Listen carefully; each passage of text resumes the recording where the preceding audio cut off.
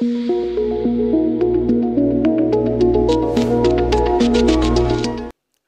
ar-Rahman ar-Rahim. Bonjour tout le monde. Monsieur le Premier ministre, Monsieur le représentant permanent du Maroc auprès des Nations Unies, Monsieur le Wali de la région de Dakhla Oued Dahab et chers amis, et je vous remercie pour votre accueil chaleureux d'hier, Monsieur le général de division, commandant du secteur militaire Oued Dahab, Monsieur le président de la commune de Dakhla, Mesdames et Messieurs, honorables invités. Tout d'abord, j'ai le plaisir d'intervenir à cette 4e édition du forum MD Sahara organisé par le Maroc diplomatique, dont l'objectif est de célébrer les 25 ans de règne de Sa Majesté Mohammed VI, que Dieu l'assiste, et les 10 ans d'essor des provinces du Sud. Permettez-moi d'exprimer mes vifs remerciements aux organisateurs pour la chaleur de l'accueil et l'hospitalité. Ce qui nous rassemble aujourd'hui, c'est une volonté commune de s'engager sur la voie de l'action en faveur d'un développement et d'une intégration socio-économique au niveau des provinces du Sud, mais également en faveur d'une économie bleue durable. La politique de Sa Majesté le roi Mohammed VI pour les provinces du Sud est caractérisée par une approche intégrée, multisectorielle. En 2015, ces provinces ont bénéficié d'un vaste programme de développement économique et social dénommé le nouveau modèle des provinces du Sud. Le discours royal, marquant le 48e anniversaire de la Marche verte, a clairement placé ces provinces au cœur de l'initiative royale pour l'espace atlantique, qui a vocation à favoriser l'accès des pays du Sahel à l'océan Atlantique. Des investissements importants ont été injectés dans les infrastructures portuaires, avec notamment la construction du port de Dakhla Atlantique, un projet d'environ 10 milliards de dirhams et qui devrait être achevé horizon 2028. Permettez-moi de vous citer un passage du discours adressé par le souverain à cette occasion. Je cite : « Si, par sa façade méditerranéenne, le Maroc est solidement arrimé à l'Europe, son versant atlantique lui ouvre, quant à lui, un accès complet sur l'Afrique et une fenêtre sur l'espace américain. » Et d'ajouter : « Nous veillons à doter nos provinces du Sud des services et des infrastructures indispensables à leur développement économique. » Fin de citation. Ces préoccupations sont aujourd'hui au cœur de la feuille de route du secrétariat d'État chargé de la pêche. Le Maroc étant une puissance halieutique régionale, nous sommes les premiers en Afrique, et s'engage fermement à travers ses programmes et actions dans la voie de la durabilité. Considérant les relations séculaires tissées entre le Maroc et les pays africains, nous avons développé une coopération bilatérale avec ces mêmes pays qui s'inscrit dans une dynamique de partenariat sud-sud, et ce, conformément à la vision royale de soutenir un développement durable et inclusif en Afrique, ainsi que de perpétuer les valeurs de solidarité entre nos pays. Plusieurs accords de coopération nous lient entre plus de 18 pays africains, du continent africain.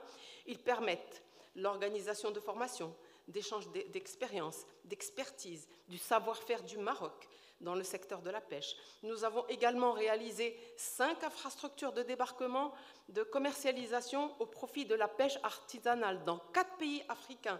Et je cite le Sénégal, la Côte d'Ivoire, la Guinée et le Congo.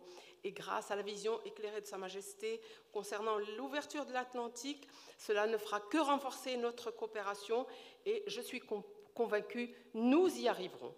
Mesdames et messieurs, le secteur de la pêche, reconnu comme l'un des vecteurs de développement de l'économie marocaine, le secteur est considéré depuis des décennies comme l'un des principaux secteurs clés de développement économique et social important pour le pays.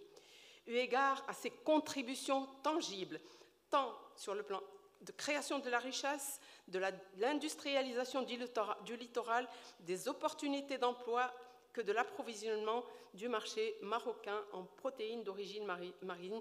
Et d'ailleurs, pas plus tard qu'hier, j'ai eu l'occasion d'inaugurer une nouvelle conserverie ici à Dakhla, ce qui montre l'industrialisation et la politique que nous menons dans cette région. Fort de ces atouts, le secteur halieutique marocain contribue à environ 1,1% du PIB national. La production halieutique en 2023 a atteint 1,42 million de tonnes pour une valeur de plus de 15 milliards de dirhams. 80% des volumes débarqués au niveau national proviennent des ports et des sites de pêche des provinces du royaume. De même, le secteur draine d'importantes devises à travers ses exportations qui ont atteint en 2023 31 milliards de dirhams, et à savoir environ 50% des exportations nationales provenant des unités de transformation de la région. Ces réalisations sont le résultat d'un tissu industriel en développement constant qui totalise au niveau national environ 518 unités, dont 34% sont implantées dans les provinces du Sud. Mesdames et messieurs, au regard des enjeux liés au secteur de la pêche maritime, de multiples programmes ont été engagés depuis le début des années 2000, à savoir depuis 25 ans déjà. Ces projets ont porté sur la préservation des ressources halieutiques et des écosystèmes marins, la réforme de la législation, la modernisation du secteur, le renforcement des infrastructures de débarquement et de commercialisation, ainsi que la promotion socio-professionnelle. Une action particulière a été accordée également à la recherche scientifique et à la gestion durable des ressources. Pardon. En 2009, Sa Majesté le Roi a procédé au lancement de la stratégie Haliotis. Cette stratégie dédiée au secteur de la pêche a engendré des réalisations concrètes et encourageantes.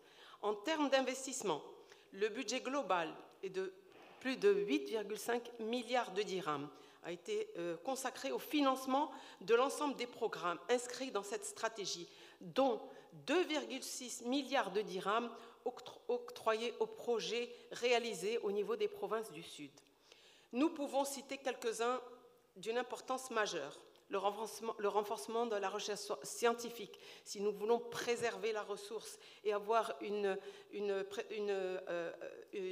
avoir sa durabilité. Nous avons mis en place des plans d'aménagement des pêcheries. Au niveau des provinces du Sud, 100% des pêcheries sont gérées de façon durable. La mise en place de 5 plans d'aménagement aquacole concernant 8 régions, notamment la région de Dakhla, qui bénéficie d'un milieu préservé, surveillé favorablement, et qui a permis un développement des activités aquacoles. Aujourd'hui, ce pôle est considéré comme étant le premier pôle aquacole au Maroc concernant le développement de l'aquaculture. C'est ainsi que ce département a œuvré pour accompagner de façon technique et financière 100 groupements de jeunes entrepreneurs de la région, environ 707 bénéficiaires, pour la concrétisation de leurs projets aquacoles. Nous avons procédé à la généralisation de la couverture sociale des marins pêcheurs, et je dis généralisation de cette couverture. Le lancement en 2014-2016 d'appels à manifestation d'intérêt destinés à sélectionner des projets à haut niveau de valorisation des petits pélagiques concernant les zones industrielles du port de Dakhla et de Bouche d'Or. Ce programme a porté sur la concrétisation de 8 nouvelles unités de valorisation permettant la création de plus de 5000 emplois. Nous avons procédé aussi à un programme national d'aménagement du littoral avec 45 infrastructures de débarquement pour la pêche artisanale, dont 16 points de débarquement aménagés et de villages de pêche au niveau des provinces du Sud. Dans le cadre du nouveau modèle de développement des provinces du Sud, des aménagements supplémentaires ont été réalisés au niveau de 8 sites de pêche. un programme d'appui financier aux coopératives de la pêche artisanale pour la réalisation et la mise en place de projets créateurs d'emplois et de richesses, qui a permis de sélectionner 78 coopératives de pêche au niveau national, dont 55 coopératives au niveau des provinces du Sud. L'acquisition d'équipements de pointe pour la formation, la sécurité pour les marins de la pêche artisanale, ainsi que l'acquisition d'une vedette de sauvetage affectée au port de Dakhla. Mesdames et messieurs, permettez-moi pour conclure de souligner notre engagement indéfectible en faveur de l'émergence d'un développement constant au niveau de ces provinces. Mais il va sans dire que la feuille de route de la communauté nationale ne fera foi que par la concrétisation des grands projets de développement en cours et à venir. Nous restons également persuadés que réussir le développement de manière durable nécessite une évolution plus favorable de l'environnement international et régional avec des nouvelles formes de solidarité et de coopération fondées sur une approche partenariale et innovante et une responsabilité partagée de l'ensemble des parties prenantes. Je vous remercie.